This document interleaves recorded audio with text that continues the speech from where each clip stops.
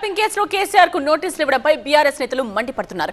కక్ష సాధింపు చర్యల్లో భాగంగానే ప్రభుత్వం కేసీఆర్ కు సిట్ నోటీసులు ఇచ్చిందని ప్రభుత్వం ఆరోపిస్తూ ఉన్నారు. మరోవైపు దర్యాప్తులో భాగంగా నోటీసులు ఇచ్చారు తప్ప ఇందులో కక్ష సాధింపు ఏమీ లేదంటోంది అధికార పార్టీ. ఫోన్ ట్యాపింగ్ కేసు తెలంగాణలో పొలిటికల్ హీట్ పెంచింది. మాజీ సీఎం బీఆర్ఎస్ చీఫ్ కేసీఆర్ కు నోటీసులిచ్చింది.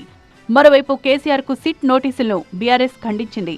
కేసీఆర్ కు నోటీసులు ఇవ్వడం దుర్మార్గమన్నారు బీఆర్ఎస్ వర్కింగ్ ప్రెసిడెంట్ కేటీఆర్. ఇది విచారణ కాదు, కాంగ్రెస్ ప్రభుత్వ ప్రతీకారమన్నారు. నోటీసులు బెదిరింపులతో తెలంగాణ చరిత్రను చెరిపేయలేరన్నారు. సింగరేణి బొగ్గు కుంభకోణం నుంచి ప్రజల దృష్టిని మరల్చేందుకే రేవంత్ సర్కార్ సిట్ నోటీసుల డ్రామా ఆడుతోందని మండిపడ్డారు BRS deputy floor leader Harish Rao. మీ మొగానికి కేసీఆర్ పంపే తెలివి తెలంగాణ తెచ్చినోడు కేసీఆర్, తెలంగాణను పచ్చబడగొట్టినోడు కేసీఆర్, ప్రజల బతుకుల్లో కొత్త వెలుపునిచ్చినోడు కేసీఆర్. నువ్వు ఏం చేసినావు నాయన? ఏదైనా కేసీఆర్ కు నోటీస్ ఇచ్చుడంటే సూర్యుడి మీద ఉమ్మేసినట్టే కదా. కేసీఆర్ లాంటి మనిషి దొరుకుతాడా?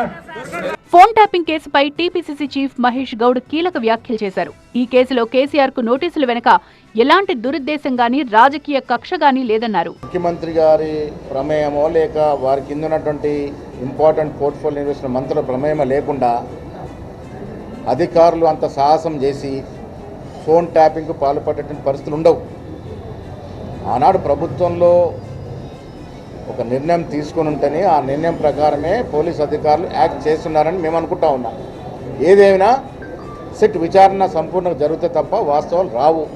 ఓటుకు నోటు కేసులో రేవంత్ ను కేసీఆర్ కాపాడితే కాళేశ్వరం ఫోన్ ట్యాపింగ్ కేసులో కేసీఆర్ ను రేవంత్ కాపాడుతున్నారన్నారు తెలంగాణ బీజేపీ చీఫ్ రామచంద్రరావు. ఈ నోటుకు ఓటు కేసు ఏమైంది అంటే ఇప్పుడు బీఆర్ఎస్ ప్రభుత్వం ఈయన కాపాడింది కాబట్టి ఈయన కాపాడినందుకు ఇప్పుడు ఆయన కాపాడుతున్నాడు. ఇది స్పష్టంగా ఉన్నది. ఫోన్ ట్యాపింగ్ కేసులో కేసీఆర్ కు నోటీసులు ఇవ్వడం తెలంగాణలో సంచలనంగా మారింది. విచారణలో సిట్ అధికారులు ఎలాంటి ప్రశ్నలు అడుగుతారు, కేసీఆర్ ఏం చెప్తారు అన్నది ఉత్కంఠగా మారింది.